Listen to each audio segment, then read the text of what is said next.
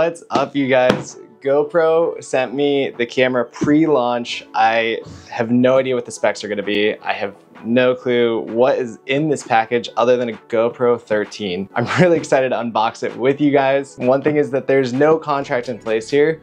I can say whatever I want, which is good or bad. We don't know yet, depending on what GoPro has in this box, and we're gonna open it together, which is pretty exciting. Before I open this, I do wanna talk about a couple things that I hope that they change on the GoPro 13. And number one is easy vertical mounting. In all past GoPros, there's only been a mount on the bottom. So you had to get a third-party adapter to mount it vertically, and I prefer mounting vertically versus just having that crop factor that they advertised in the last one so much. And they don't even sell one of these vertical mount. So I really hope that they change that with some sort of a vertical mount and even maybe a magnetic one, which is great for outside of the water. But for me, shooting in the water a lot, where there's a lot of pressure on the camera, the screw mounting is actually still preferred for me, just because I've had so many cameras get ripped off in big ways. The next thing I hope they add is Bluetooth connection with microphones. I know that DJI is one of their biggest competitors, and it's pretty tricky to want to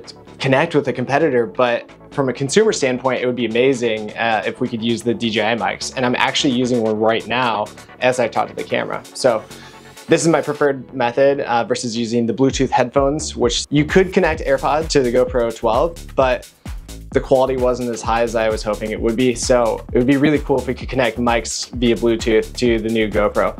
Another thing that would be awesome with this too is you could have someone talking over action of what's going on in water. I think there's a lot of possibilities of using clear, crisp audio overlaid on what's going on in water action.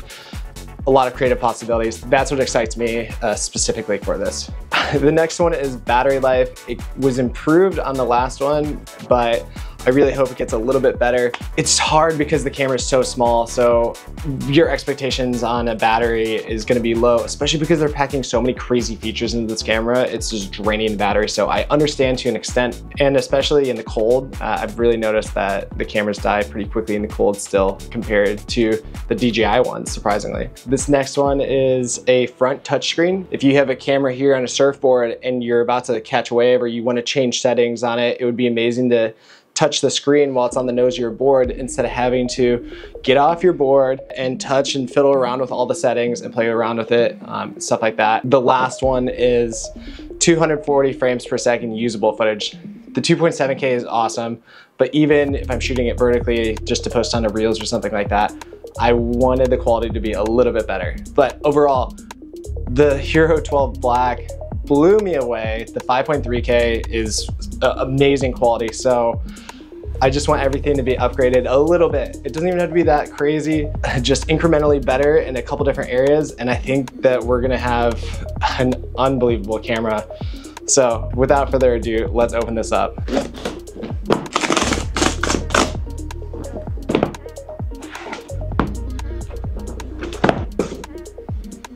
Oh my God, this is like, I love matte black packaging. It's beautiful, very sleek. It's getting me excited. The Hero 13 Black.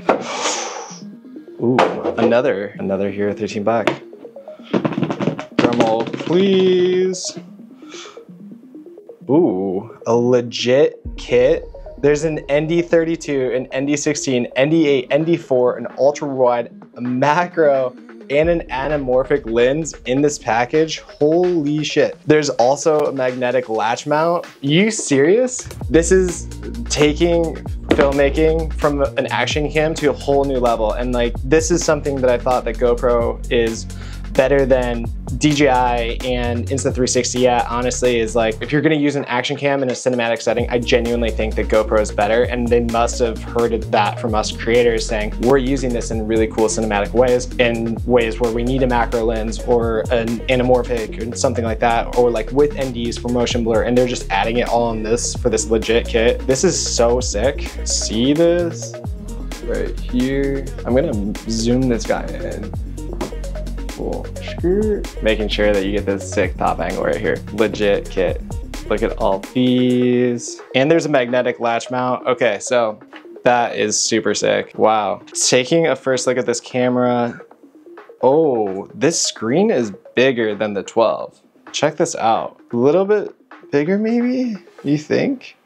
I don't know. This is like a more of a matte finish. There's not as much, oh, there is kind of a grip on it. This one is like more rubberized on the 12 than the 13 has, but quick release plate. Let's check this thing out because this has got me psyched. Boom. Oh my God, that magnetic mounting. I'm psyched on that. This is so clutch.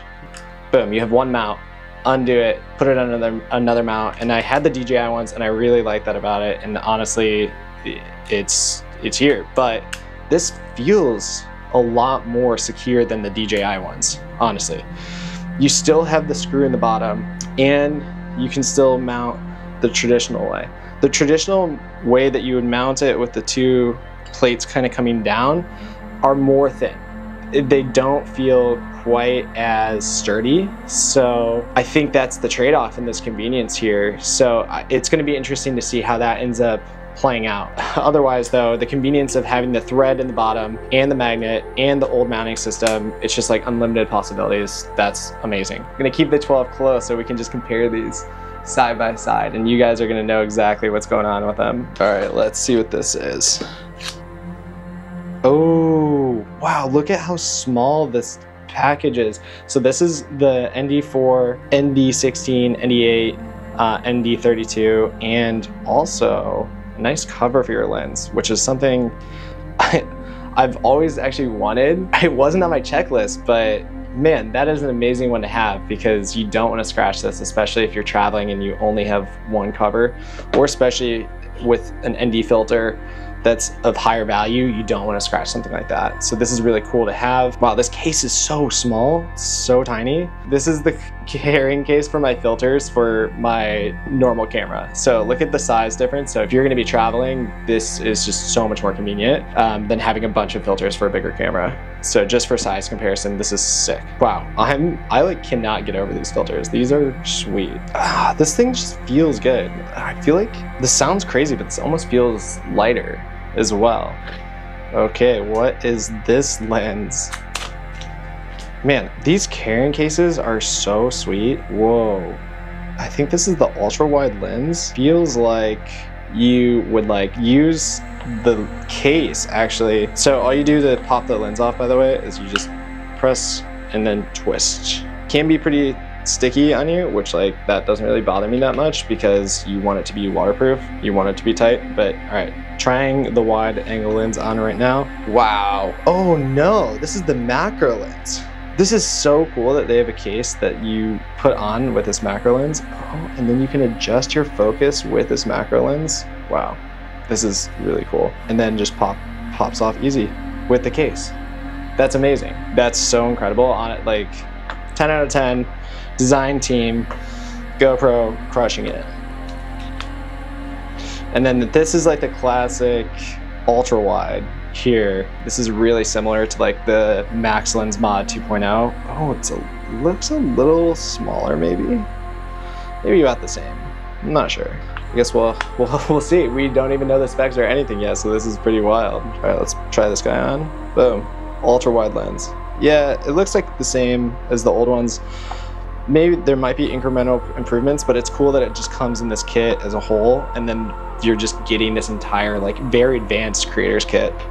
Lens Mod 2.0. Let's open this up. Oh, that is so cool. The HB series, the Hero Black series, essentially. It's pretty cool. They're featuring the motion blur on this and making it more cinematic, and like it's cool that they're leaning into this more cinematic action camera, because I think in the past action cameras haven't been looked at as being high enough quality to be cinematic, but we've seen, especially with FPV, that they can be, and they're really amazing quality. They're really incredible. So I'm glad that they're leaning into this. And one of the biggest things for me was motion blur in a macro lens, because like if you really want a GoPro in a tight place that you can't get a normal camera, but sometimes that focus distance needed to only be like 6 inches to a foot, and GoPros in the past it had to be like a little bit more than that. So this is really cool. I'm psyched that they added this feature. So gave me a little micro SD in this package, 64 SanDisk Extreme. Quick camera updates. Ooh, Some nice stickers. These are cool. These stickers are like really nice quality too. I like this. Oh, this anamorphic lens. I don't know what I was doing in here trying to open this whole thing up. It actually just says coming soon. Clearly I can't read well. This is why I'm a photographer. I'm a picture book guy. Can't read. Can't read good. Sorry, Mom. All right, so let's get into the mounts that they sent. Same ones as they've had in the past with the rubber. Nothing new here that I'm seeing. An additional magnetic mount. So then you have it mounted to 2 different things. You can swap out the GoPro pretty quickly with this new mounting system. USB-C to USB-C cleaning kit. Ooh, this is cool. The screws are much more intense now, and this is something that I've always actually had an issue with that I didn't even know again was on my like list of things that needed to be improved, but it's always been like a nagging thing. Like I've broken, I've cracked the plastic on old ones, I've stripped screws and stuff. This is one flat head and it's metal, and look at how flush this is. This is so satisfying how flush this is for me. Like when you're shooting something in surf or in the water, I think having been a swimmer, I want things to be as hydrodynamic as possible. And I just never liked all the extra pieces kind of sticking out, not being as hydrodynamic. So now look at this. This feels so much better as far as being more streamlined, hydrodynamic. I like this a lot. This is really nice. New battery, it looks like. Oh. Is this like a new terminal too? It looks like, okay, here's the old battery. The new, oh, interesting. There's new GoPro batteries. The terminals are different, which unfortunately, this is probably gonna bum out a lot of people because, I mean, I have like 8 GoPro batteries here. So, you know, those are only gonna be good for 12 and earlier now. But man, these are like pretty beefy. All right, let's open this thing up and put this guy in. Let's see if there's any charge on there. Such a satisfying beep. English? Agree. Yes. There's GPS on it. It's set for tracking. There's voice control, English language.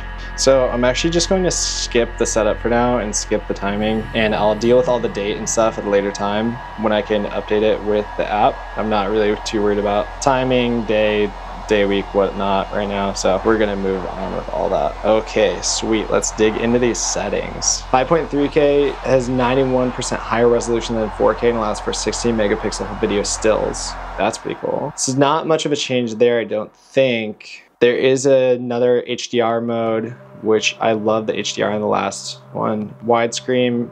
You can switch to vertical framing in this, so I think, again, GoPro is going for this vertical mount where you just shoot vertical in camera here. They have like a taller sensor than DJI does. And so their thinking is that with a taller sensor, they don't really need to have vertical mounting system. I don't necessarily know if I agree with that, because I think why go taller and vertical and have a little bit lower quality? And I might be totally wrong in this, like tell me in the comments, GoPro, if I'm wrong here. But I kind of like that vertical mounting where it's going to be the highest quality possible. To go from like easy settings off, and this honestly, like most people are going to use a GoPro in easy setting modes. Like why would you like make it complicated if you don't have to? So you're gonna swipe this down and you're gonna slide over, go to controls, easy, and then you're gonna switch that up to pro. Now you're gonna have like crazy control. Let's see what this baby's got. You know what? I am actually not seeing any settings that are crazy different than the GoPro Hero 12. We are back. I literally went to Best Buy today and I bought a Action 4, so then that way I can have a proper comparison video. And on top of that, I also spoke with GoPro about the final specs and everything else, and I got the final firmware for the GoPro. So I have a better understanding of everything, because I am, again, getting this a couple weeks before the camera launches, and because of travel, I have to film this super early. So we're like so far ahead on the launch, and it's honestly, it's like really exciting to get a new tech like this and review it and kind of give my honest opinion. But so before we move on though, I want to talk about like the main differences between the 12 and the 13, and essentially the biggest thing is the new battery. The new battery is incredible. It's going to add between 15 and like 40% battery depending on what mode you're in. One big thing that a lot of bikers and motorcycle guys wanted back was GPS tracking. So GPS tracking is back in the 13. One thing that's kind of understated that I really think is cool is focus peaking with the macro lens. So you're going to be able to like pro tune your focus peaking, which like from a cinematic perspective is actually so freaking cool to have that in an action camera now. So most people probably won't use that, but I think that's an incredible feature that most people will probably overlook, but those who use it, we know that like that is like a little detail that really just like sets GoPro apart. It does have 5K 120, but the limitation is that you can only let it run for 5 seconds. So amazing feature, but for me personally, I like to put my camera on top of my underwater housing. I'm swimming in 10-foot waves sometimes, and I press record pretty early before a set's coming, and I let it roll for a long time. And the reason I do that is because it's way safer. I don't want to be in a situation where I have a 10-foot wave coming on my head and I might get smoked by that wave, and I'm trying to press record while swimming and adjusting to a surfer and maybe other photographers around me. That could just put me in a dangerous position if I'm finagling with a GoPro. A way around this might be having me say, GoPro start recording in the water, and the recording does work in the water. I've tested it plenty of times. So yeah, it does work, but I don't like having to do that. I don't want to be like, like managing big waves, then be like, GoPro start recording. So I don't love the 5-second record limit. Even if it was 10 or 15 seconds, like that would be so much better. But I understand why they did it. Battery life, I mean, it's a small camera. They're trying to like just jam pack amazing features into it, and like that would just fry the camera and fry the battery. So I get it, but me personally, it's kind of underwhelming and a little bit disappointing. I'm sorry, GoPro. They added HLG and HDR video, which is just going to be an increased dynamic range, especially for TV broadcasting, which I think is really cool. I use HDR all the time with the 12, and I think this was a super underrated feature. When most influencers and reviewers are talking about the 12 versus the Action 4, the HDR for the shadows, the highlights, and dynamic range on the 12 was amazing. Taking that up another step with the 13, so good job, GoPro team, on that. It's insane. The last main one that stood out to me is just like having 3 ways to mount. So you have that screw in the bottom that you can literally screw this into anything. You have the magnetic mount, and you have the traditional legs that you can like clamp into all of your old mounts. So let's jump to why would you buy a GoPro or the Action 4? And I think if you've watched this video, I'm clearly on Team GoPro still. I think that GoPro is the king of action cams still. People refer to any sort of action camera as, oh, I'm gonna film with my GoPro, even if it's an Action 4 still. And there's a reason for that. GoPro pioneered the space. They're still leading the charge in so many areas, and I still think that they are.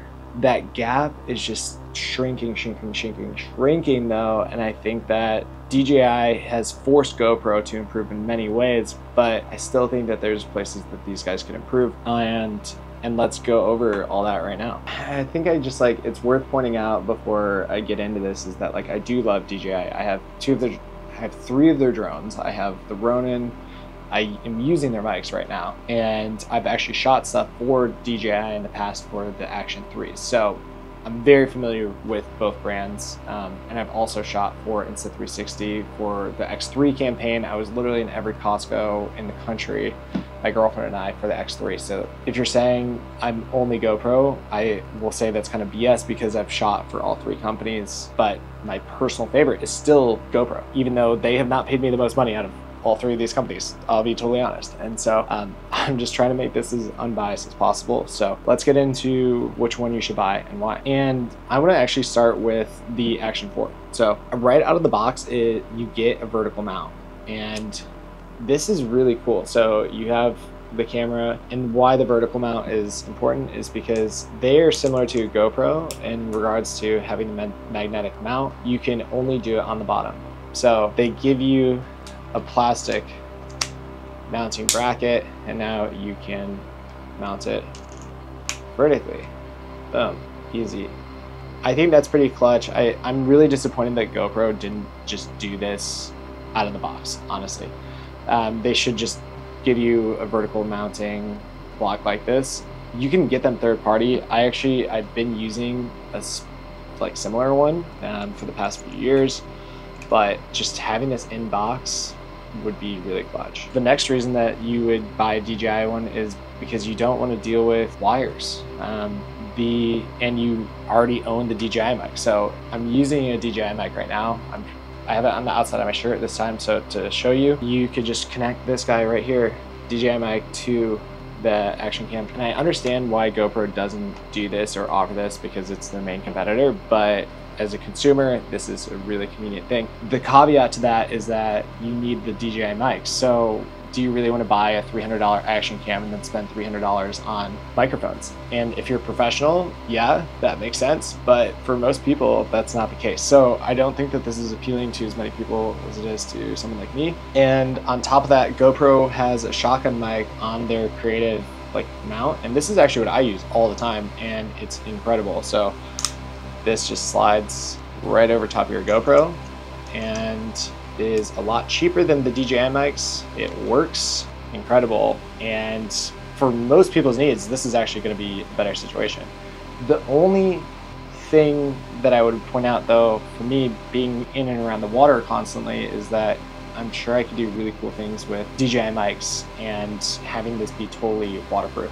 Maybe talking farther away, something like that, talking through as it goes, maybe in the water, surfing. I feel like there could be something there, but for most people though, this GoPro setup is going to be plenty good enough. And that, and also with the charging grip for GoPro, I think the Volta, this is what I use the vast majority of the time when I'm actually using my GoPro, because I'm using it to vlog. And this is amazing in the cold, and it's just set up like this, shotgun mic. I don't even have to be mic'd up, and it's incredible quality. It's all automatic for the most part. So most people, this setup will actually work better.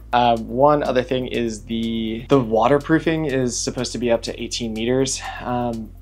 In my experience, either one of these without a casing especially is going to have pressure pushing on the buttons, and those buttons are going to be going a little bit haywire. You're going to need a dive case regardless. So I don't think that the waterproofing at a deeper depth matters. And realistically, how many people in the world are actually going to be pushing their camera past 10 meters without a case?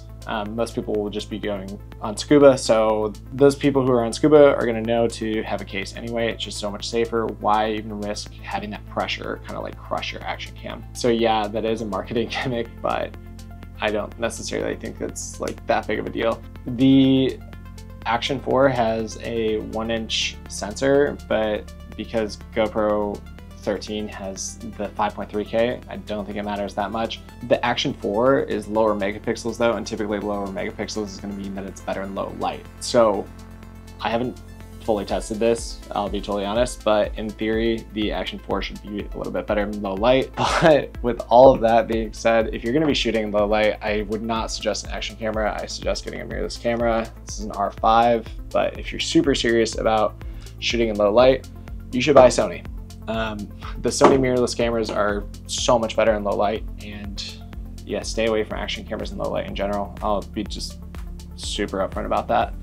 Other than light painting, which that's one crazy feature with the GoPro 13 in long exposures and light painting, and algorithms or whatever they have going on inside of this camera is pretty freaking incredible. So yeah, definitely recommend playing with the light painting setting. I didn't for a long time, and I'm a little ashamed of that because it's such a cool feature. The last thing is that DJI is just a bigger company because they have the mics, the gimbals, the drones, everything else. So there's going to be better product integration. So with the mics and the camera, and also just the rollout speed between products seems to be really good.